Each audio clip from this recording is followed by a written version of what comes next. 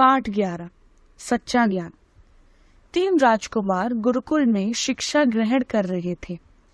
वे कुछ दिनों का अवकाश लेकर अपने अपने घर लौटते रहे थे। तीनों एक सघन जंगल के बीच से गुजर रहे थे।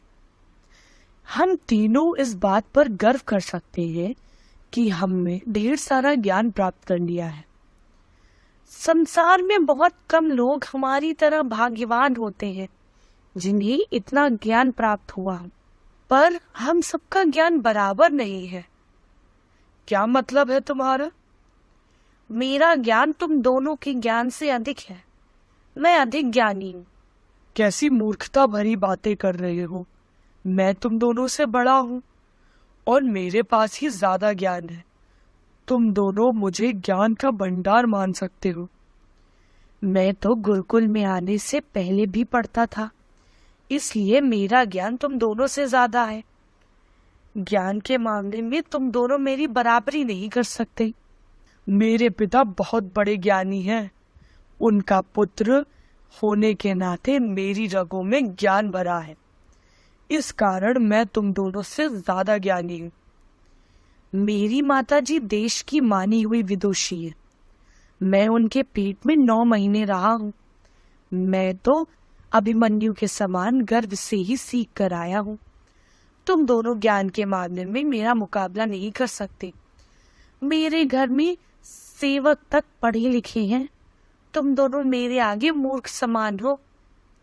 यही बात है तो चलो परीक्षा हो जाए। पहले तुम अपने ज्ञान का परिचय दो। तुम मेरा अपमान कर रहे हो। अपने ज्ञान का परिचय दो, नहीं तो हम तुम्हें दंड देंगे। यह कंकाल देख रहे हो? हाँ, मैं अपने ज्ञान से बता सकता हूँ कि यह कंकाल शेर का है। बस यह तो मामूली सी बात है। मैं तो अपने ज्ञान से इस कंकाल पर मांस और उसके ऊपर खाल मढ़ सकता हूँ, फिर उसमें रक्त भी भर सकता हूँ। लो, मैं मंत्र पढ़ता हूँ। अरुण आंखें मूंदकर कुछ मंत्र बुदबुदाता है। सचमुच शेर की हड्डियों पर मांस, उसमें रक्त और उसके ऊपर खाल आ जाता है। अरे हाँ, यह तो सचमुच हो गया। मूर्खों, अब तो तुम समझो कि मैं तुम लोगों से बड़ा विद्वान हूँ। लेकिन क्या तुम इसमें प्राण भी डाल सकते हो? नहीं, पर ये तो तुम भी नहीं कर सकते ना। मैं इसमें प्राण फूंक सकता हूँ। पर ऐसा मत करना। क्यों? शेर यदि जीवित हो गया तो हमें खा जाएगा। लेकिन मुझे तो सिद्ध करना है कि मैं तुम दोनों से बड़ा ज्ञानी हूँ। नहीं नहीं, ऐसा मत करो, वरना शेर अभी खा जाएगा। कौशल अनसुना कर देता है और मंत्र पढ़ने लगता है। मंत्र समाप्त होते ही शेर सचमुच जीवित हो जाता है। इतना ही नहीं, जीवित शेर गुर्राने और दहाड़ने लगता है। वह उनकी तरफ बढ़ता है। तीनों राजकुमार उससे बचने की चेष्टा करते हैं। अब हम बच नहीं सकते। अब हम क्या करें? शेर हमारे प्राण अवश्य ले लेगा। सामने से गुरुजी को आता देख, अरे वह देखो, गुरुजी आ रहे हैं। गुरुजी, हमारी जान बचाइए।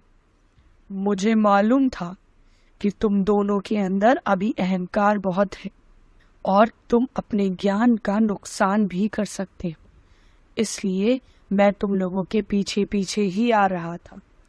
गुरुजी, मुझसे बड़ी गलती हो गई है। हमें बचाइए, वरना शेर हम सबको खा जाएगा। ठहरो, मैं शेर को अभी बकरी बना देता हूँ। गुरुजी मंत्र पढ़ते हैं। शेर तत्क्षण बकरी बन जाता है और मिमियाने लगता है। गुरुजी, आप ना होते तो यह शेर हम सबको खा ही जाता। शिष्यों, ध्यान रहे, जिस ज्ञान से अपना या दूसरों का नुकसान हो वह सच्चा ज्ञान नहीं, वह तो अज्ञान है। ज्ञान तो सबकी भलाई के लिए होता है। तीनों राजकुमार गुरुजी के चरणों पर गिर पड़ते हैं।